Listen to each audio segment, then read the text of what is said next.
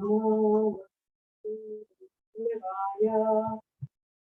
ओम नमो भगवते वासुदेवाय। ओम नमो भगवते वासुदेवाय।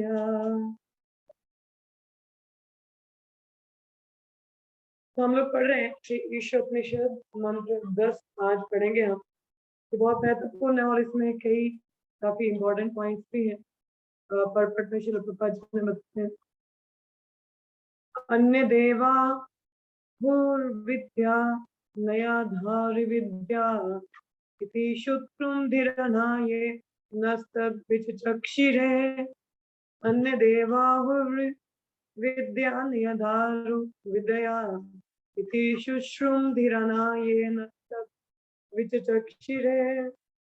मिनट श्लोका पढ़ो। अन्यद् एवाहुर्विद्याया अन्यद् आहुरविद्याया इति शुश्रुमधीराणां येनस्तदा विचक्षिरे।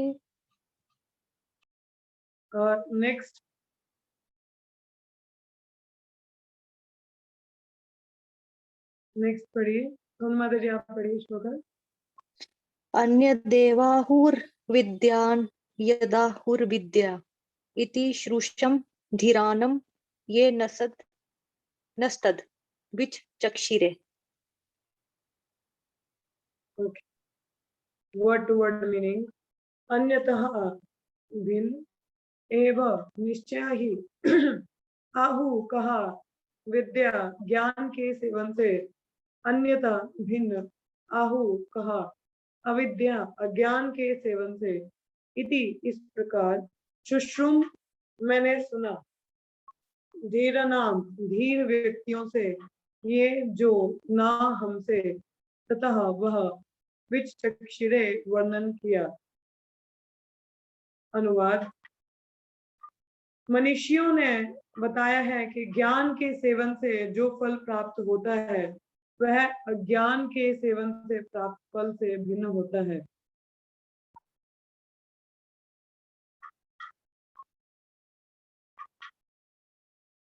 मतलब कहने का अर्थ ये है कि अभी जैसे हमने पीछे श्लोक में पढ़ा विद्या और अविद्या क्या होती है, तो उसी प्रकार जो हम ज्ञान में रह के कार्य करते हैं उससे जो हमें फल प्राप्त होता है, जो अज्ञान में है उससे वो भिन्न होता है। ये तो खैर नॉर्मल है, इसको समझा जा सकता है। तात्पर्य हम लोग पढ़ेंगे। तो इस तात्पर्य के जैसे ये पॉइंट्स यहाँ पे मेंशन है, ये 13वें अध्याय के 8वें श्लोक से 12वें श्लोक में जो उपदेश हैं उनमें से ये पॉइंट्स उठा के यहाँ पे दिए गए हैं। तो हम इसमें जो भी ये पॉइंट्स पढ़ेंगे ना, तो आई थिंक ये 10 पॉइंट होंगे यहाँ पे। यस, कृष्ण कृष्ण नहीं, बहुत ज्यादा है। चलिए जितने भी हैं ठीक है। आप लोगों को क्या करना है, अपने मन में ही अपने आप को नंबर देने हैं, ठीक है। हम जो ये अभी पढ़ेंगे इसमें आप लोग बारी बारी से क्या करना, उसको देखना कि ये गुण आप में है कि नहीं, आप कर रहे हो ऐसा कि नहीं कर रहे हो, उसके हिसाब से अपने आप को नंबर देना 10 में से। ठीक है, पहले सारे पढ़ लेते, डिस्कस करते, फिर बताना है। चलिए तात्पर्य प्रभुपाद द्वारा। जैसा कि भगवत गीता के 13वें अध्याय में 8वें से 12वें श्लोक में उपदेश दिया गया है, मनुष्य को निम्नलिखित विधि से ज्ञान का सेवन करना चाहिए। तो किस हिसाब से हमें ज्ञान लेना चाहिए, 13 चैप्टर में बेसिकली बताया गया कि नॉलेज क्या है, ऑब्जेक्ट ऑफ नॉलेज क्या है, वो सारी चीज उसमें ज्यादा डिटेल में है, अभी हम पढ़ेंगे। तो जैसा पहला है, स्वयं भद्र पुरुष बनकर अन्यों का समुचित सम्मान करना सीखना चाहिए। इसको हम लोग इंग्लिश में पढ़ लें, थोड़ा सा इंग्लिश में पढ़ लें इसको। यस माता जी। It will be easier for me also to understand. एक सेकेंड, दोबारा हम हिंदी में ही आएंगे, चिंता मत करिए।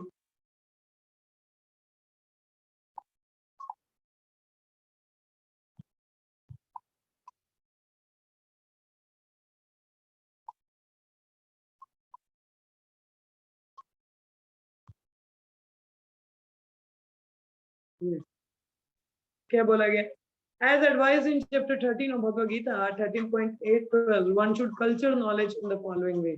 तो हमें ज्ञान कैसे अर्जित करना चाहिए कि हमें 13वें भगवद गीता के 13वें अध्याय के 8 से 12वें श्लोक में बताया हुआ है. One should become a perfect gentleman and learn to give proper respect to others. ये कौन सा श्लोक है? ये शिक्षा क्रम में भी है. चैतन्य महाप्रभु बताते हैं, अमानी नाम मान देना, निंदापि सुनीचेना सर्वरपि सहिष्णुना. अमानी नाम मान देना मतलब हमें को रिस्पेक्ट देना दे, मगर हमें दूसरों को प्रॉपर रिस्पेक्ट देना चाहिए. चैतन्य महाप्रभु कहते हैं, One should become a perfect gentleman and learn to give proper respect to others. ज्ञान अर्जित करने का पहला क्वालिफिकेशन क्या है? अमानी नाम मान देना. हमें कोई रिस्पेक्ट देना दे, मगर दूसरों को हमें रिस्पेक्ट देना चाहिए. मतलब we have to be tolerant and humble. हम लोगों को सहनशील, सहिष्णु और हम्बल होना चाहिए. घास की तरह हम्बल और पेड़ की तरह टॉलरेंट होना चाहिए. पेड़ देखा है, बारिश में भी खड़ा है, धूप में भी है, हवा में भी है, कुछ करता है क्या? नहीं, ठहर है ना. उस प्रकार से हमें भी सहन करना है, मतलब टॉलरेंट होना चाहिए, हम्बल होना चाहिए और दूसरों को आदर सम्मान देना चाहिए. अब आप लोग देख लो ये है गुण की नहीं है. ठीक है, नेक्स्ट है, one should not pose himself as a religionist simply for name and fame. तो हमें सिर्फ नाम और फेम के लिए, इस चीज के लिए अपने आप को बहुत बड़ा रिलीजियनिस्ट नहीं सबके सामने पोज करना चाहिए. मतलब आप जो हैं वही हमको दूसरों के सामने दिखाना चाहिए. ये नहीं कि हम ढोंग, तो भक्त लोग हैं वो प्रिटेंशन नहीं करते, ढोंग नहीं करते. तो हमें इसी प्रकार दिखावे की दुनिया में नहीं जीना होगा. We have to once again we have to learn. हमें क्या है, सिंपली नाम और फेम के लिए अपने आप को पोज नहीं करना कि मैं बहुत बड़ा धार्मिक व्यक्ति हूँ. नहीं, प्रिटेंशन कार्य नहीं करती. अल्टीमेटली अगर भक्ति देखी जाए तो भक्ति हमारे और कृष्ण के बीच में हमारे गुरुजन जानते हैं, या हमारे मेंटल काउंसलर जानते हैं कि हम कहाँ हैं, कितने पानी में है. कृष्ण को सब पता है और हमारे गुरुजन सब जानते हैं. तो हम किसी के सामने चाहे बड़ा दिखावा भी कर देंगे, देखो मैंने तिलक लगाया, कंठी है, कृष्ण ड्रेस में हूँ, ऐसे माला ही हाथ में रहती है. चाहे आप 24 घंटे माला करते रहो, मगर मन में क्या चल रहा है किसी को नहीं पता है. वो सिर्फ भगवान जानते हैं, परमात्मा जानते हैं आप क्या चिंतन कर रहे हो. तो प्रिटेंडर कभी भी देर तक नहीं टिक सकता. इसलिए हमें शुद्धता का पालन करना है. फिर नाम और प्रेम के लिए we should not pose ourselves as a religionist. तो देखो मैं कितना बड़ा धार्मिक व्यक्ति हूँ, नहीं. क्योंकि दुनिया दिखावे की है ना, तो बहुत ज्यादा लोग दिखावा करते हैं सोशल मीडिया पे. पोज करेंगे, देखो हम अभिषेक कर रहे हैं, देखो हम कीर्तन कर रहे हैं, मगर उनकी चेतना क्या है? At the end what matter is your consciousness. ठीक है, कृष्ण भावनामृत में हम सभी लोग, देखा जाए कोई सुबह जल्दी उठता होगा, कितना रीडिंग हेयरिंग करता होगा, मगर हमारी चेतना कैसी रहती है वो बहुत निर्भर करती है. उसके लिए देखिए, अगर तो कोई शुद्ध भक्त है ना, मतलब अगर कोई भक्ति अच्छे से कर रहा है, तो उसमें अमानी ना मान देना अपने आप ही आ जाता है. वो अपने आप ही हम्बल व्यक्ति, क्योंकि वो अपने मान का क्या है, he was not looking for his own respect, he was only wanted to give respect to others. और क्या है, भगवान की सेवा करना उसका कार्य है और दूसरों को देना, किसी की निंदा नहीं करेगा. तो अपने आप वो क्वालिफिकेशन आता है अमानी ना मान देना, जो प्रिटेंडर नहीं है. ठीक है, तीसरा इसमें आता है, one should not become a source of anxiety to others by the action of his body, by thoughts of his mind or by his word. अब ये जो है ये बहुत ही इम्पोर्टेंट है कि हमें कभी भी किसी और के लिए क्या है, एंजाइटी का कारण नहीं बनना चाहिए, किसी के दुख का कारण नहीं बनना चाहिए. अब वो चाहे हमारे खुद के एक्शंस हो, या हमारे मन के विचार हो, या हमारे शब्द हो. BMW means body, mind and word. हमारे शरीर, मन और वचनों से किसी को आघात नहीं होना चाहिए, किसी को कष्ट नहीं होना चाहिए. वो व्यक्ति भी सही ज्ञान अर्जित करने की क्वालिफिकेशन है उसका. तो समटाइम ऐसा होता है, हम लोग किसी को कुछ कटु वचन बोल देते हैं, सामने वाले को दुख हो जाता है, कष्ट हो जाता है, हर्ट होता है. That should not. हमारा वाणी अच्छा होना चाहिए, हमारे एक्शन भी ऐसे नहीं होने चाहिए कि किसी जीवात्मा को कष्ट हो. जीवात्मा में सभी लोग आते हैं, हमारे आसपास के पशु पक्षी हैं, वो भी आते हैं, उनको भी हमारे कार्यकलापों से कष्ट नहीं होना चाहिए। अब देखिए हरि नाम लोगे सबका उद्धार है ना, शरीर से सेवा करोगे सबका भला होगा, मन से अच्छे वचन रखोगे मुख से भी वही निकलेगा। कहते हैं जो अंदर जाता है वही बाहर निकलता है। अगर मन में ही इतनी कूटनीति है, इतना कड़वापन है, तो आपके वचनों में क्या होगा? हमारी जैसी सोच आती है वैसे ही तो वचन होता है, हमें वैसा ही दिखता है। तो ये चीज से बहुत इम्पोर्टेंट है ये वाला पॉइंट कि हमारे एक्शन, हमारे थॉट्स और हमारे वर्ड्स ऐसे होने चाहिए कि सामने वाला कृष्ण भावनामृत बन जाए। फिर तो कब हम लोग वजह ही नहीं बन सकते कि एंजाइटी का कारण ही नहीं हो सकते। चौथा इसमें आता है one should learn forbearance even in the face of provocation from other. मतलब ये बहुत अच्छा है कि प्रोवोकिंग सिचुएशन में खुद को अपनी इंद्रियों पे नियंत्रण रखना, खुद को कंट्रोल रखना, ये बहुत आवश्यक है। ये इतना आसान नहीं होता बेसिकली, खास करके आपको कोई प्रोवोक कर दे, हाँ आपको इतना गुस्सा दिला दे, ऐसी हरकतें कर दे आप, और गुस्से में भगवद गीता बताती है एंगर, वैसे अगर ऐसे बताया जाए तो anger is a one letter short to danger, है ना। एंगर और डी ऐड कर दो तो डेंजर बन जाए, है ना। Anger is a one letter short to danger. और कहा जाता है जब व्यक्ति एंगर मतलब क्रोध में है तो उसको वो अपना जो संयम है वो खो देता है, उसको समझ में नहीं आता वो क्या कर रहा है या क्या बोल रहा है या क्या एक्शन है उसका, उसको समझ नहीं आता। He act like a person haunted by a ghost. तो किस तरीके से वो कार्य करता है जैसे उसको किसी भूत ने पकड़ लिया है। हाँ, ऐसा उसका ऐसे उसके एक्शन हो जाते हैं। हाँ, तो हमें क्या है अपने गुस्से को नियंत्रण करना आना चाहिए। प्रोवोकिंग सिचुएशन में अपने इंद्रियों पे नियंत्रण आना चाहिए। हाँ, कोई भी प्रोवोकेशन सिचुएशन हो, we should be tolerant, we should not provoke or should not be like losing the control of our senses। नहीं, वही व्यक्ति देखिए जो अपनी इंद्रियों पे संयम है वही व्यक्ति गोस्वामी कहलाता है। गोस्वामी कौन है? गो होती है इंद्रियां और स्वामी होता है द मास्टर ऑफ सेंसेस। तो जिसका अपनी इंद्रियों पर नियंत्रण है वो गोस्वामी है। हाँ, तो हमें अपनी इंद्रियों पर नियंत्रण रखना सीखना चाहिए। किसी भी प्रोवोकिंग सिचुएशन पे क्या है, उसको क्या है, we should not lose the control of our senses and just go with the flow। अपनी इंद्रियों के भाव में आके अपने आप संयम नहीं खो देना चाहिए। तो पांचवा जैसा आता है one should learn to avoid duplicity in his dealings with others।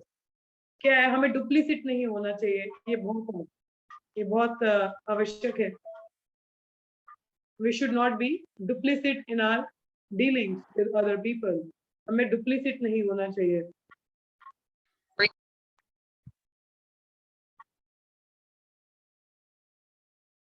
we should not be duplicit। मतलब हम लोग जैसे अंदर हैं वैसे बाहर। डुप्लीसिट नेचर क्या होता है? Dual nature. हाँ, जैसे दुर्योधन का स्वभाव था, he was a very diplomatic और duplicit nature person। हाँ, हम लोग देख सकते हैं दुर्योधन की कैसे कूटनीतियां थी। बाहर से तो मीठे बनना मगर अंदर से क्या उसका होता था। आई रिमेम्बर जब दुर्योधन वासुदेव कृष्ण के पास गए थे, जब ये कुरुक्षेत्र का युद्ध शुरू नहीं हुआ था उससे पहले ही जब जाते हैं तो एक्चुअली सेना की सहायता के लिए, मतलब बल के लिए कि हमें सेना की सहायता रहेगी युद्ध में, तो जाते हैं कृष्ण के पास। तो अब दुर्योधन आप सबको पता होगा वो सिर के पास बैठे थे भगवान कृष्ण के, और जब अर्जुन आते हैं तो पैर के पास होते। तो जो भी व्यक्ति उठेगा वो पहले सामने देखता है, पैरों की तरफ, पीछे तो नहीं देखेगा। सामने देखते हैं तो भगवान कृष्ण की आंखें अर्जुन पर पड़ती है, और जब अर्जुन पे पड़ती हैं तो भगवान कृष्ण कहते हैं अच्छा तुम काफी देर से आए हो लगता है। बोले नहीं नहीं मैं अभी आया। दुर्योधन बोलता मुझे भी तो पूछ लेना था मैं कब से आया हूँ। तो भगवान कृष्ण कहते मैंने तो देखा ही नहीं। तो तुम पीछे की तरफ थे ना सिर के, अब सिर पे चढ़ोगे तो क्या अपेक्षा करोगे? आप तो किसी के सिर पे नहीं चढ़ना चाहिए हमें। तो ऐसा रहता है। तो जब उनसे पूछा जाता है कि what is the purpose of coming, क्या आपका तात्पर्य है आने का यहाँ पे, क्या आपको चाहिए? तो दुर्योधन क्या बताते हैं सीधा सीधा, अब जैसे युद्ध होने ही छिड़ने वाला है तो सहायता चाहिए आपकी, जो आपकी नारायणी सेना, आपका सपोर्ट चाहिए। तो अब बेशक कृष्ण भगवान अर्जुन के मित्र हैं परंतु दुर्योधन भी उनकी सहायता मांगने आया था। तो भगवान कहा जाता है कि पार्शियल तो नहीं है किसी का, ऑब्वियसली वो डिवोटीज को ज्यादा प्रोटेक्शन देते हैं, फेवर देते हैं। बट अब हुआ क्या, भगवान कृष्ण ने कहा कि मैंने पहले अर्जुन को देखा, तो मैं पहला, उन्होंने बोला कि दो ही चीजें मिलेंगी, या तो मैं या तो मेरी नारायणी सेना, और मैं अगर जिसकी पार्टी में रहूंगा तो मैं अस्त्र शस्त्र नहीं उठाने वाला, मैं लड़ूंगा नहीं, तो मैं केवल ऐसे ही आऊंगा। और दूसरी तरफ मेरी नारायणी सेना है जो कि किसी को भी हरा सकती है, मतलब भगवान की सेना है तो मतलब मुकाबला कहाँ है उसका। हाँ, बोला कि मेरी सेना का तो कोई मुकाबला नहीं, इतनी शक्तिशाली सेना है, उसके भी साथ में होगी वो person will be very powerful. हाँ, तो दो चीजें बताई, यही दो चीजें, या तो मैं या तो मेरी सेना। तो दुर्योधन ने तो सोच लिया ये ऐसे ही आएगा, इसका क्या करना है, मैंने हथियार डालना है, सेना मिल जाए तो बेहतर है। मगर भगवान कृष्ण ने बोला कि पहले मौका अनुज को दिया जाता है, मतलब छोटे भाई को, कि ऑब्वियसली मांगने का मौका पहले छोटों को देना चाहिए। और मोर ओवर अर्जुन को मैंने पहले देखा, वो पहले आया, उसने बोला मैं पहले आया था, बोला नहीं मैंने उसको देखा, और एटिकेट्स भी यही कहते हैं कि जो छोटा है उसको पहले मौका मिलना चाहिए मांगने का। दुर्योधन मन ही मन सोचे, "हे भगवान ये क्या हो गया, तो गड़बड़ हो गई, ये सारी नारायणी सेना ले लेगा, इसका क्या करूंगा, ये कृष्ण है अकेला, इसका क्या करूंगा मैं।" See the duplicit nature when he came, जब वो आया तो भगवान को प्रणाम कर रहा है, पूरा उनका गुणगान कर रहा है, यशोगान कर रहा है। और जब ऐसा बोला कि नहीं अर्जुन पहले मांगेगा, ऐसा है, तो बोला कि अगर मैं रहूंगा एक साइड में तो मैं लड़ूंगा नहीं। तो मन ही मन सोचे अरे इसका क्या करना है, सेना मिले तो बेहतर है। तो इट्स अ डुप्लीसिट नेचर, बाहर से आप कुछ और दिखा रहे हो मगर अंदर से आपका कुछ वैसा स्वभाव है नहीं। So that is shown in duplicit nature of Duryodhana. There was another pastime. There are many pastimes हैं, बहुत सारे pastimes हैं। तो डुप्लीसिट नेचर मीन्स अंदर से आप लोग कुछ और बाहर से कुछ और, ऐसा डीलिंग्स रहता है दूसरों के साथ में। हाँ, कि अंदर से तो हमारी इंटेंशन कुछ और है, बाहर से तो हम बहुत मीठे बन के दिखाते हैं कि बस आप ही आप हो, किसी पे है नहीं, हम आपकी सेवा करना चाहते हैं, मगर अंदर से बस मेरा मतलब पूरा होना चाहिए। तो ऐसा डुप्लीसिट नेचर रहता है। तो जैसे मैंने आप लोगों को बोला कि अपने आप में काउंट करिएगा, आप 10 आउट ऑफ कितने नंबर आपको देते हो, सारे पॉइंट्स हम पढ़ रहे हैं, तो make sure to be very loyal, to give the number to you. So this is the fifth point we have covered up. So let's see the sixth point. One should search out a bona fide spiritual master who can lead him gradually to the stage of spiritual realization, and one must submit himself to such a spiritual master, render him service and ask relevant question. किसी को इस ये जो छठा हमारा बताया जा रहा है, इससे रिलेटेड कोई भगवत गीता का श्लोका याद आ रहा है किसी को? Anybody remember the shloka from Bhagavad Gita related to this statement? Yes. किसको याद? किसी को याद है? Hare Krishna. Any of you remember the shloka related to this? No? अभी आपने भगवद गीता क्लासेस अटेंड किए हैं, हाँ? आपको पता ही नहीं किसी को। The shloka related to this is 4.34. 434 Bhagavad Gita का चौथे अध्याय का 34वां श्लोक क्या है? तद्विधि प्रणिपातेन परिप्रश्नेन सेवे, कि हमें गुरुजनों का या वैष्णव गणों को सबमिसिवली हम्बली अप्रोच करना चाहिए, सेवा करना चाहिए और इंक्वायर करना चाहिए, क्योंकि वो तत्वदर्शी हैं तो हमें ज्ञान दे सकते हैं। ये छठा हमारी बात आती है कि हमें जब कोई व्यक्ति सीरियस होता है भक्ति में, तो they should search out a बोना फाइड स्पिरिचुअल मास्टर, मतलब प्रमाणिक गुरु का शरण लेना चाहिए, उनको ढूंढना चाहिए, और ग्रेजुअली उनकी शरण में रह के वो एडवांस करता है। So one must submit himself to such a spiritual master, render him service and ask relevant question. तो यहाँ पे दीक्षा गुरु शिक्षा गुरु दोनों आ जाते हैं हमारे। दीक्षा गुरु, खैर हम लोग उसकी डिटेल में तो नहीं जाएंगे, थोड़ा सा मैं आपको हिंट दे दूं। दीक्षा गुरु हैं जिनसे हम दीक्षा ग्रहण करते हैं और एक संप्रदाय में जुड़ जाते हैं फॉर्मली, और एक गुरु परंपरा में हम लोग गिने जाते हैं, और हमारा जो भक्ति प्रोसेस है वो शुरू हो जाता है। और शिक्षक गुरु वो हैं जो हमें गाइड करते हैं, हमें हेल्प करते हैं अपने गुरुजनों के आदेशों का पालन करने में और अपनी भक्ति में और स्ट्रांग बनने का, क्योंकि हमारे स्कूल में कई ऐसे महाराज हैं जिनके बहुत सारे शिष्य हैं, तो इतना मौका नहीं मिल पाता उनसे 1 to 1 होने का या डायरेक्ट गाइडेंस लेने का। तो एक सिस्टम बनाया जाता है कि कुछ वरिष्ठ वैष्णव होते हैं जो काउंसलर मेंटर्स हमारे होते हैं, तो उनके संग में रह के हमें कई प्रश्न हम डायरेक्टली नहीं पूछ पाते, तो हमारे जो सीनियर वैष्णव हैं, हमारे जो काउंसलर्स हैं, मेंटर्स हैं, चाहे हमारी दीक्षा भी हो जाए, तो हमें उनकी गाइडेंस में रह के उनसे प्रश्न पूछना चाहिए, उनको सेवा में हेल्प करना चाहिए। It's as good as serving one spiritual master. तो उसको एज गुड एज माना जाता है अपने गुरु को सेवा करने। बट हाँ, जब भी मौका मिले अपने गुरुजनों का संग लेने का, फिजिकली मौका मिले, तो मौका चौका क्या कहते हैं, मौका देख के चौका मार देना चाहिए। तो उनकी डायरेक्ट सेवा करनी चाहिए, प्रश्न पूछना चाहिए। बट यदि हम किसी कारणवश, अब जैसे बोला कि बहुत सारे शिष्य होते हैं, इतना संपर्क नहीं हो पाता कई बार, तो जो हमारे सीनियर, जिन हमारे काउंसलर्स हैं, मेंटर्स हैं, उनके हमें अंडर रह के उनको हमें सर्विस रेंडर करना चाहिए। उनसे हमारे प्रश्न हमको पूछने चाहिए और उनके गाइडेंस में रह के हमको कार्य करना चाहिए। ठीक है, तो इस प्रकार से तो ये भी एक बहुत इम्पोर्टेंट जरिया है भक्ति में प्रगति करने का। क्योंकि अगर आप देखा जाए तो नए-नए जब इस्कॉन से जुड़ते हैं, तो हमें एक प्रॉपर गाइडेंस नहीं होता। क्योंकि ऑनलाइन बहुत प्रचार है हमारा, तो हमें किसी एक डिवोटी को ढूँढना चाहिए जिसके अंडर रह के हम भक्ति करें। और उसके बाद में ऑब्वियसली हमें दीक्षा के लिए जाना चाहिए, हमारे जो स्पिरिचुअल मास्टर जिनसे भी एस्पायर करते हैं। मगर एक जो सीनियर है उसके अंडर रह के हमको उनकी गाइडेंस में कार्य करना चाहिए, उनको रिपोर्ट्स भेजनी चाहिए, हम क्या कर रहे हैं, क्या नहीं कर रहे हैं, कुछ बाधा आ रही है भक्ति में या कुछ दिक्कत है, तो वो उनसे हमें गाइडेंस लेते रहना चाहिए। ये ना हो कि आप कभी इसके पास, कभी उसके पास, इसके पास, तो एक तरह से ऐसा नहीं भागना चाहिए। ऑब्वियसली वैष्णव, हमें हर वैष्णव का संग लेना चाहिए, मतलब जो सीनियर हो हमें हेल्प करे, गाइडेंस दे, मगर एक ऐसा रखिए जो आप, जिसको आप अपना काउंसलर और मेंटर बना सकें और उनसे आप गाइडेंस ले सकें। क्या शिक्षा गुरु कितने भी हो सकते हैं हमारे, में कोई दिक्कत नहीं है, हमारे बहुत सारे शिक्षा गुरु हो सकते हैं, मगर दीक्षा गुरु तो एक ही होते हैं। मगर कोई एक पर्सन तो हो जिनको आप रिपोर्ट कर रहे हो, जिनको आप अथॉरिटी मानते हो, ऐसा रहना चाहिए। ठीक है, मतलब कहने का अर्थ है कि जिनसे आप अपना ओपनिंग कर सकें। जैसे नेक्टर इंस्ट्रक्शन बताया जाता है, ददाति प्रतिगृह्णाति, तो हृदय का हमें ओपनिंग अब ऑब्वियसली हमारे स्पिरिचुअल मास्टर से होना चाहिए। मगर एक वरिष्ठ वैष्णव भी होने चाहिए। अगर गुरुजन से हमारा पर्सनली नहीं हो पाता मिलना, तो एक वैष्णव ऐसा होना चाहिए जिनको हम अपने हृदय का पूरा रियलाइजेशन सुना सके, या भक्ति में कुछ ऐसा ऊपर नीचे लगता है तो उनसे हम डिस्कस कर सके और उनकी गाइडेंस में कार्य कर सके। तो ऐसा हमारा रहना बहुत जरूरी है। ठीक है, तो एक पॉइंट ये हो गया। नेक्स्ट पॉइंट है हमारा, in order to approach the platform of, इस तरीके से यदि हम गाइडेंस में रहते हैं ना कि नहीं वैष्णव की, तो हमारी प्रगति बहुत जल्दी बढ़ती है। ये नहीं कि हम हर ग्रुप में चले जाएं, हर जगह से सीखने लगने में खिचड़ी बन जाएगी, तो ऐसा नहीं करना है। ठीक है, okay, so in order to approach the platform of self realization, but अब बहुत ध्यान दीजिएगा, जो भी वैष्णव आपको मिले, जिनसे आपको लगे कि इनके साथ रह के मेरी भक्ति बहुत अच्छे से चल रही है, तो उनका साथ मत छोड़िएगा।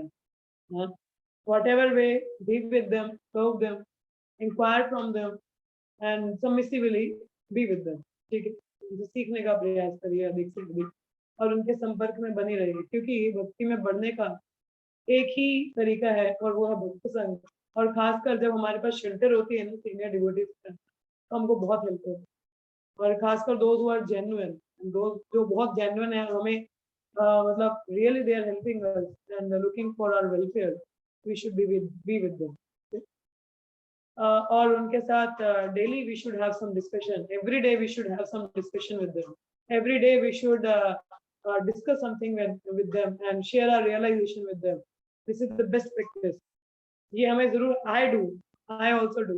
मेरे सीनियर कुछ डिवोटीज हैं, मतलब मेरे सीनियर गॉड फैमिली में ही है, तो I do share whatever I read and hear, I do share and discuss a little bit। मे भी फोन पे नहीं हो पाता तो व्हाट्सएप पे रहता ही। तो उसी तरीके से आप लोग भी अगर करना चाहते हैं ना, क्योंकि when we share our realization, when we see their inputs, जो सीनियर होते हैं, so that really inspire us and motivate us to read more and hear more। और उनके साथ में हमें डिस्कशन करना चाहिए थोड़ा बहुत, क्योंकि बहुत कुछ सीखने को मिलता है। दो उन्होंने वो पहले ही पढ़ा होता है, वो जानते हैं, परंतु हम अपना जब इनपुट देते हैं तो we get more encouragement.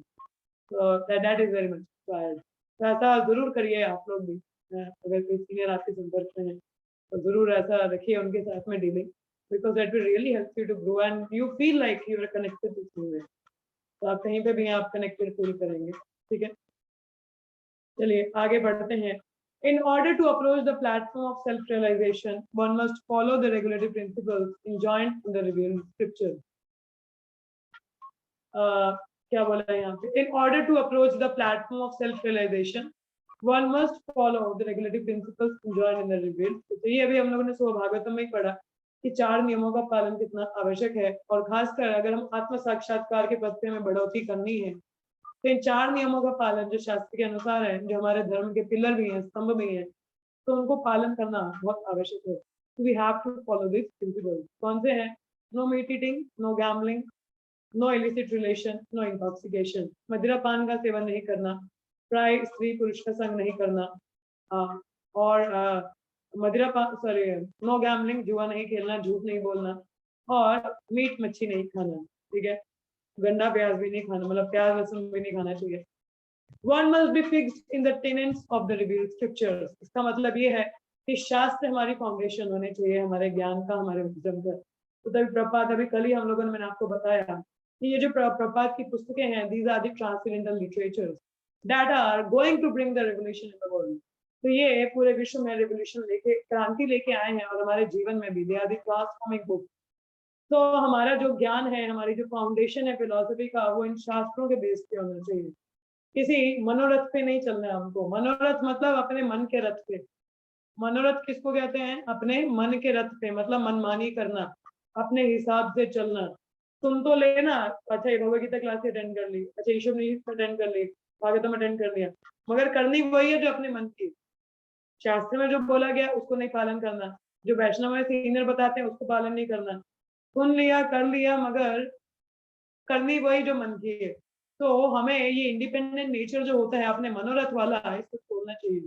We have to be subordinate, क्योंकि हमें सबॉर्डिनेट होना सीखना चाहिए। अगर हम लोग अपने सीनियर वैष्णव को सरेंडर नहीं कर सकते तो गुरुजनों को क्या करेंगे बताइए। We have to be submissive, we should accept their instruction. अगर वो शास्त्र के अनुसार है, प्रपात के अनुसार है, और अगर उनके गुरु जी की लाइन में है, वी शुड फॉलो। गुरु साधु शास्त्र जैसे बताया था, तो उनको हमें पालन करना चाहिए। अपनी जो नॉलेज है या फाउंडेशन है, जो हमारी एक्शंस भी हैं, उनको किस पे बेस करना चाहिए? शास्त्र के अनुसार, ठीक है। और जो शास्त्र को पालन नहीं करते उनको असुर कहा जाता है। क्या कहा जाता है? डीमन। होप आप लोग डीमन नहीं हो, है ना। One should completely refrain from practices which are detrimental to the interest of self-realization। Very important। Chaitanya Mahaprabhu ने हमें 2 प्रिंसिपल्स दिए हैं भक्ति में प्रगति करने का। कौन सा? बहुत इजी है, बहुत इजी। ऐसे 64 अंग है हमारी भक्ति के, उनमें से 5 चैतन्य महाप्रभु ने बताया। फिर आगे एक और इंस्ट्रक्शन हमें मिला, दैट इज पहला, whatever that is not favorable for your bhakti, reject it immediately, and that whatever is favorable, accept it immediately। कि जो भी हमारी भक्ति के लिए अनुकूल है उसको इमीडिएटली एक्सेप्ट कर लेना चाहिए, और जो भी प्रतिकूल है, प्रतिकूल इज नॉट वेरी प्रीटीकूल, तो लीव इट असाइड, उसको हमें छोड़ देना चाहिए। अगर कोई भी कार्य, सपोज आपका कोई जॉब आप ऑप्शन देख रहे हो नौकरी के लिए, अगर वो नौकरी आपको भक्ति में डिटरमेंटल है, look for some other option, okay. For example, आपको किसी ने घर पे बुलाया है, आपको लग रहा है वहां जाके इतना में कुछ खराबी हो जाएगा, या वो संग मेरे लिए अच्छा नहीं है, leave it, reject it immediate, ठीक है। अगर कोई न्योता आता है, आइए कुछ क्लास है, कुछ भागवत चर्चा करना, immediately go and take the association. कहने का अर्थ ये है कि जो भी कार्य, कोई भी संग, आपके कार्यकलाप, खाना पीना, कुछ भी, it's either by one's body, mind and words, हमारे शरीर के वो एक्शन हो, या हमारे मन के वचन सोच हो, या हमारे मुख के वचन हो, तीनों को, हमारे body, mind and words, if they are anything is detrimental in our practices, उसको इमीडिएटली रिजेक्ट कर देना चाहिए। If they are good for ourselves, accept it immediately, ठीक है। और कुछ दूसरा विचार मन में होना ही नहीं चाहिए, दैट शुड बी देयर, ठीक है। Next point is, one should accept more than he requires for the maintenance of the body। one should not accept, मतलब ये नेक्टर उपदेशामृत में भी ये प्रिंसिपल है, अति आहार। अति किसी भी चीज की अच्छी नहीं ना होती। अगर आप ज्यादा ओवर ईट कर लो, बड़ा अच्छा खाना बना है, प्रसाद है, खा लो, भगवान की कृपा है, मगर अति तो अच्छी नहीं है ना। एक्स्ट्रा खा लोगे, यू माइट वॉमिट, और यू माइट गेट, आपको शायद पेट का प्रॉब्लम हो जाए, दिक्कत हो जाएगी, है ना। तो अति किसी का भाई अच्छा नहीं। भक्ति में कुछ भी अति नहीं होता। कोई बोलेगा अरे भक्ति टू मच हो रही है, भक्ति टू मच होती ही नहीं है। भक्ति समुद्र के समान है जिसका अंत ही नहीं है। आप जितना आगे जाओगे उतना अरे कृष्ण ये कितना और कितना जाना है। हम जब भी अपने अभी पिछले दिनों की बात है, एक माता जी से मैं बात कर रही थी, तो ऐसे ही जनरल बात चल रहा था। तो because I love to bake, मुझे बेकिंग लविंग तो नहीं पता मगर अच्छा लगता है बेकिंग करना। तो cakes and all I bake. हम लोग उसी में प्राउड हो रहे थे, देखो we are cooking baking so nicely. But एक पोस्ट देखा तो हम लोग जब डिवोटीज का देखते हैं कि वो कितना उनमें परफेक्शन है, तो लाइक ओ कृष्णा कितना उनका मेडिटेशन है इस सेवा में भी। इवन बेकिंग का भी, मतलब केक ही बना रहे हैं मगर इतना मेडिटेशन, वो कितना बारीकी से उन्होंने वो काम किया, कितना सेवा किया है। If you know Krishna I am still so far behind, अभी मैं बहुत पीछे हूँ। और जब भी हम धाम जाते हैं कि सीनियर वैष्णवों से मिलते हैं, जब उनका आचरण देखते हैं, उनकी साधना देखते हैं, बोलते हो कृष्णा मैं सोच रही थी मैं ही सब कुछ बहुत बड़ा चल रहा है, इधर देखो हे भगवान, अरे हम तो कहीं पे भी नहीं है। तो ऐसा रहता है, मतलब भक्ति में कुछ भी अति नहीं है। भक्ति never to be too much, जितना आगे बढ़े उतना अच्छा है। मगर यहाँ पे बात हो रही है मेंटेनेंस ऑफ द बॉडी। तो शरीर के लिए जो मेंटेनेंस है, जितना जरूरी है उतना ही हमको लेना चाहिए। जितना खाना उतना खाओ, ना ज्यादा ना कम, नॉर्मल। जितनी ज्यादा नींद भी जितनी जरूरत है शरीर के लिए उतनी लेनी चाहिए, ना ज्यादा ना कम। ठीक है, one should be very regulated with one sleep, eating,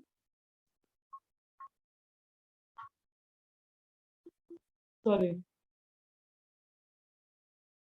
so one should be very regulated with one's eating, sleeping, meeting, defending these habits. इनके साथ जो भी शरीर से रिलेटेड हैबिट्स हैं उनमें बहुत रेगुलेटेड होना चाहिए। और Krishna sorry, one should be very regulated with these habits to keep the body and soul together. Okay, ज्यादा एंडेवर एक्स्ट्रा एंडेवर नहीं करने चाहिए। आगे है इसमें, one should not falsely identify himself with the gross material body, nor should one consider those who are related to his body to be his own.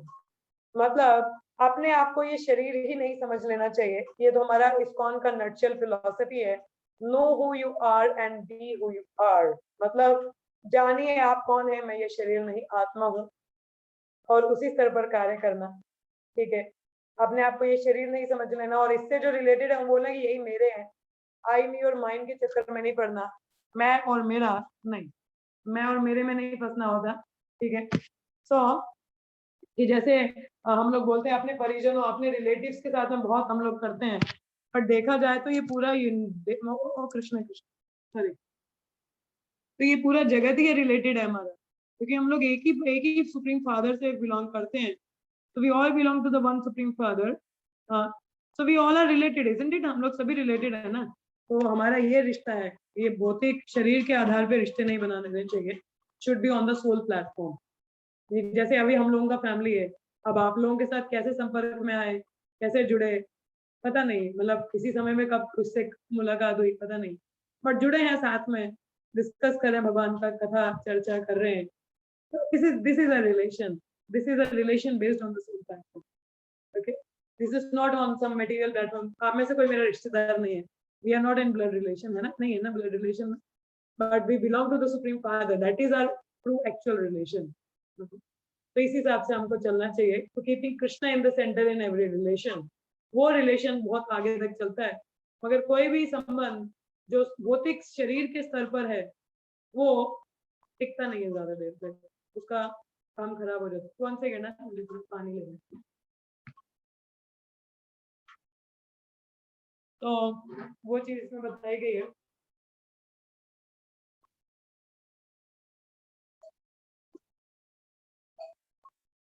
तो आगे है, one should always remember that as long as he has a material body, he must face the miseries of repeated birth, old age, disease and death.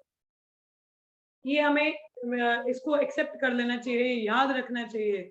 जब अगर ये शरीर है तो हमें बुढ़ापा भी आएगा, बीमारियां भी लगेंगी, मृत्यु भी होगी, ये नेचुरल है।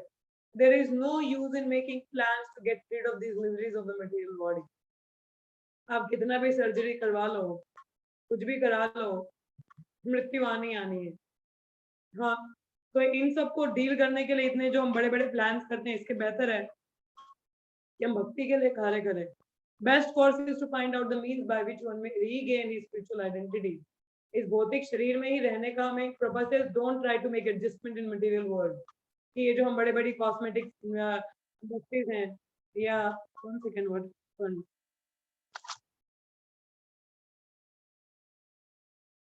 Okay someone left.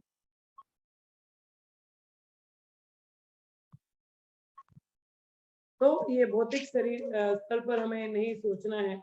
ठीक है. We should not try to make adjustment in the material world. Prabhupada कहते हैं इस भौतिक जगह पे एडजस्ट करने का प्रयास नहीं करना चाहिए. जैसे लोग बूढ़े हो रहे हैं तो सर्जरियां करवाएंगे. भाई कितना पैसा खर्च करोगे. बेहतर है कि वो थोड़ा सा भक्ति की तरफ हम बढ़े तो परमानेंट यूथ रहेगा हमारे पास. परमानेंट हम लोग हैप्पीनेस का अटेन कर पाएंगे. बार बार भौतिक जगत के कष्ट में नहीं आना पड़ेगा, है ना. तो better is to try to understand one's identity. ठीक है. हम लोग आज यही वाले पॉइंट्स डिस्कस करेंगे. इसके बाद पैराग्राफ नहीं पढ़ेंगे क्योंकि ये पर्पट बहुत बड़ा है. इसको कल हम लोग कंटिन्यू कर सकते हैं. आई एम सॉरी, मैं थोड़ा आपका एक्स्ट्रा टाइम ले रही हूँ. One should not be attached to more than the necessities of life required for spiritual advancement. आसक्ति जिसको कहते हैं, आसक्ति जो आ जाती है मगर जाती नहीं है. आसक्ति क्या होती है? जो आ जाती है मगर जाती नहीं है. तो ऐसे ही हमारे भौतिक जगत में कई आसक्तियां हैं. जैसे हमारे फोन के साथ में, हमारे कमरे के साथ में, हमारी पुस्तकों के साथ में, हमारे मोबाइल के साथ में, हमारे लैपटॉप के साथ में, हमारे कपड़ों के साथ में, वी हैव और अपने फैमिली मेंबर्स के साथ में, अपने फ्रेंड्स के साथ में, रिलेटिव्स के साथ में. We have so much attachments to so many things. तो कहते हैं one should not be attached to more than the necessities of life required for spiritual advancement. भौतिक विषय वस्तुओं से इतना हमें आसक्त नहीं हो जाना चाहिए. आसक्तियां उतनी ही रखिए जो आपको भक्ति में हेल्प करे. The real attachment is get attached to the Guru and Krishna. गुरु और कृष्ण से आकर्षित, उनसे अटैच हो जाओगे, लाइफ झूंगा लाला. नहीं तो भौतिक जगत में आसक्त रहोगे तो चेतना यहीं बनी रहेगी. ठीक है. नेक्स्ट पॉइंट है. कितने पॉइंट्स हैं इसके? बस 18 ही है. 3 तक पढ़ेंगे हम लोग. हाँ. तो one should not be more attached to wife, children and home than the revealed scriptures ordain. तो हमें बहुत ज्यादा आसक्त नहीं हो जाना चाहिए अपने पति, पत्नी, बच्चों, घर, परिवार. उनको भी इस तरीके से देखना चाहिए जैसे भक्ति विनोद ठाकुर, वो गृहस्थ थे, उनका तो कितना बड़ा फैमिली था. भक्ति विनोद ठाकुर अपने परिवार को किस तरीके से देखते थे कि सभी कृष्ण के संबंधी. ये कृष्ण की कृपा है कि हम सब एक साथ में हैं और एक ही हमारा एक ही पर्पस है, to become Krishna conscious and go back to Godhead, back to Godhead, back to home, back to Godhead. तो उसी तरीके से हमें भी अपने पति, पत्नी, बच्चे, घर, परिवार सबको इस प्रकार से देखना चाहिए कि एक हम लोग सब एक ही फैमिली से हैं. That is we all belong to the supreme person Krishna. इस तरीके से एक दूसरे को सेवा करना चाहिए, हेल्प करना चाहिए कि वो भी भक्ति में प्रगति करके भगवत धाम जा सके. ये नहीं तू मेरी सेवा कर, खुद सेंटर बन जाए और सेवा करें, करवाएं और बस यहीं पे इंटेंगल हो जाए. नहीं, ऐसा नहीं होना चाहिए. नहीं तो बहुत दिक्कत है की बात है. तो शास्त्रों के अनुसार बेस्ट तरीका क्या है? गेट अटैच टू कृष्ण और द शास्त्र, सॉरी, गुरु एंड कृष्ण और the Vaishnava. One should not be happy or distressed over desirables and undesirables, knowing that such feelings are just created by the mind. Bhagavatam में एक श्लोक आता है, मुझे एग्जैक्ट वर्ड सभी number I will try to find it out. उसमें खैर मैं आपको अभी तात्पर्य बता देती हूँ, मुझे अभी एग्जैक्ट नंबर नहीं याद है. उसमें ये बताया गया है कि हमारी जो भी तकलीफें हैं वो किसी ग्रह नक्षत्र से नहीं, किसी व्यक्ति विशेष से नहीं, किसी देवी देवता गण से नहीं, किसी प्रकृति द्वारा नहीं, बल्कि हमारे मन की खुद की क्रिएटेड प्रॉब्लम्स होती हैं. तो सुख, दुख, डिस्ट्रेस, डिजायरेबल, अनडिजायरेबल, ये सारी क्रिएशन कहाँ की है? मन की. जैसे ये मेरा मित्र मेरा शत्रु है, ये क्रिएशन कहाँ की है? माइंड की, है ना. मन के हिसाब से बोलिए मेरा मित्र है, ये मेरा दुश्मन है, अभी मैं सुखी हूँ और मैं दुखी हूँ. ये मन की बातें हैं. तो मनोरथ पे नहीं चलना है हमको. शास्त्र के अनुसार भक्ति में अच्छे से लगे रहिए, माइंड के प्लेटफॉर्म से ऊपर उठना, बुद्धि के स्तर पर, और बुद्धि से भी ऊपर आत्मा के स्तर पर. ठीक है. One should become an unalloyed devotee of personality of Godhead, Sri Krishna, and serve him with reputation. कि हमें शुद्ध भक्त, अनन्य भक्त, अनलॉयड मतलब अनन्य, अन्य और कोई कारण नहीं, मेरे पास. अनन्य भक्त मतलब अन्य कुछ नहीं, सिर्फ केवल कृष्ण और उनकी भक्ति। हाँ, और उनकी हमें सेवा करनी है बिना किसी मोटिवेशन के, इंटरप्शन के, कंडीशंस के। Uninterrupted unmotivated devotional service makes one happy, वो हमको करना है। और उनको पूर्णता पूरी कहते हैं। Love means paying attention to the details. Love का मतलब क्या है? Paying attention to the details. छोटी छोटी चीजों पे भी हमें ध्यान देना, अटेंशन पे करना। जब भगवान का नाम, जब मैं प्रभात का सुन रही थी सुबह, प्रभात बता रहे थे कि नाम उच्चारण करना ही हमारी प्रोसेस है, जिसमें हम हरि नाम उच्चारण करते हैं, सुनते हैं ध्यानपूर्वक, हमारे हृदय की शुद्धि होती है चेतो दर्पण मार्ग में। जब शुद्धि होगी तभी हम भगवत धाम जा पाएंगे। परंतु हम लोग नाम जब कैसे करते हैं? इधर से सुना इधर से निकाला, तो अंदर गया ही नहीं, तो सबसे कैसे होगी? तो we have to very careful, listen to the holy names. जो भी हम सेवा करते हैं उसको ध्यान पूर्वक करना और paying attention to the detail. ठीक है। Next is one should develop a liking for residence in a secluded place with a calm and quiet atmosphere favorable for spiritual cultures, and one should avoid congested places where non-devotee congregate. तो हमारी कैसा रुझान किस तरफ होना चाहिए? ऐसी जगहों पे जो शांत हो, हमारे भक्ति के लिए कंड्यूसिव हो और भक्तों का संग हो। सिक्योरिटी प्लेस ऐसी नहीं कि बिल्कुल ही खाली हो, आप संग ही नहीं है, वो आप खाली इंसान ज्यादा खतरनाक होता है, क्योंकि दिमाग पता नहीं ना, मन का संग करेगा। तो जब मन का संग करेगा तो पता नहीं क्या क्या उसका विचार, क्या कहाँ जाएगा पता नहीं। तो बेहतर है ऐसी जगह पर रहें जो शांत हो, भक्तों का संग हो। खैर भक्तों के संग में कभी शांति होती नहीं वैसे, सॉरी। तो भक्तों के संग में शांति इन द सेंस, शांति मन की शांति होती है। ऐसे तो कीर्तन होता है, कथा होती है, तो ऐसे एटमॉस्फेयर में रहना चाहिए। ऐसी जगह नहीं सिटी एरिया में जो पैशनेट हो, नॉन डिवोटीज हो, भक्त लोग हो, ऐसी जगह नहीं जाना चाहिए। ठीक है। Next is one should become a scientist. तो ये ऊपर वाला तो हमें खुद ध्यान देना चाहिए, कहाँ संग लेना है, कहाँ संग नहीं लेना है। कई बार रिश्तेदार बुलाते हैं, जी फंक्शन है आ जाओ। अब उन फंक्शनों में भी क्या होगा? गाना बजाना, मुंडेन बातें, क्या करोगे वहां जाके? आप सोचोगे हम प्रचार करेंगे, मगर प्रचार करने के चक्कर में आपका ही बेड़ा गर्क होगा, क्योंकि आप अकेले और वो इतनी दुनिया, किसको सुनाओगे? बेहतर है हमें अवॉइड करना चाहिए। ठीक है। Next is one should become a scientist or philosopher and conduct research into spiritual knowledge, recognizing that spiritual knowledge is permanent, whereas material knowledge ends with the death of the body. क्या बोला गया है कि one should become a scientist or philosopher and conduct research into spiritual knowledge, recognizing that spiritual knowledge is permanent, where material knowledge ends with death of the body.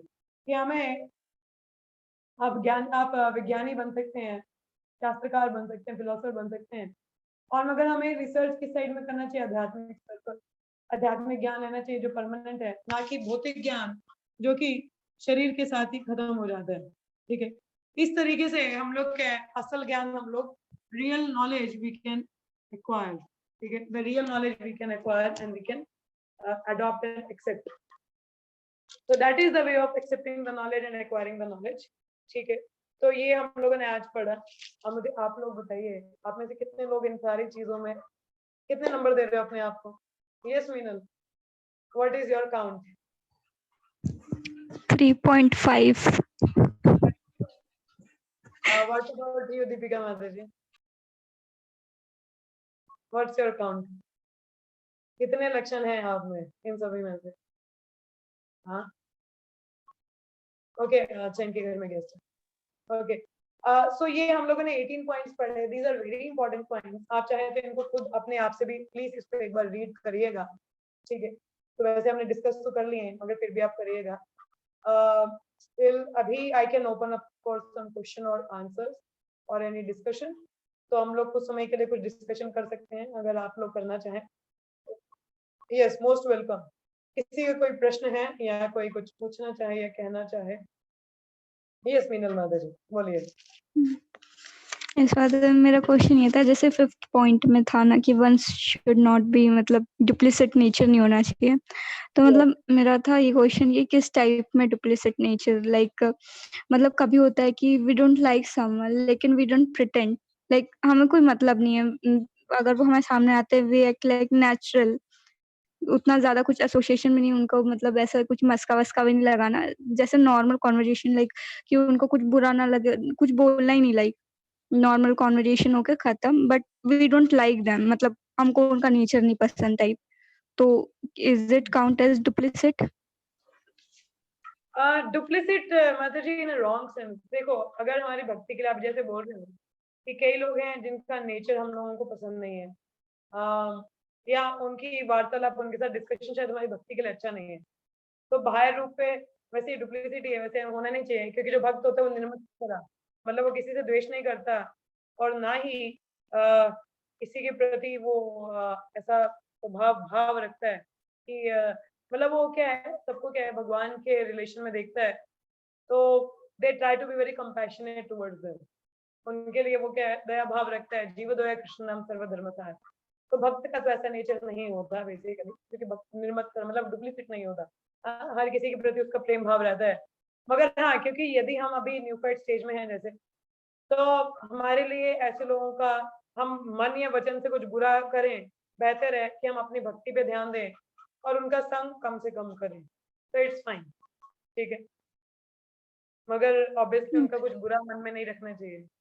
Yes माता जी। Understood? Okay, thank you. Anyone else? Okay, I think Deepika माता जी तो बोल नहीं पाएंगे। और कोई पॉइंट है डिस्कस करने के लिए?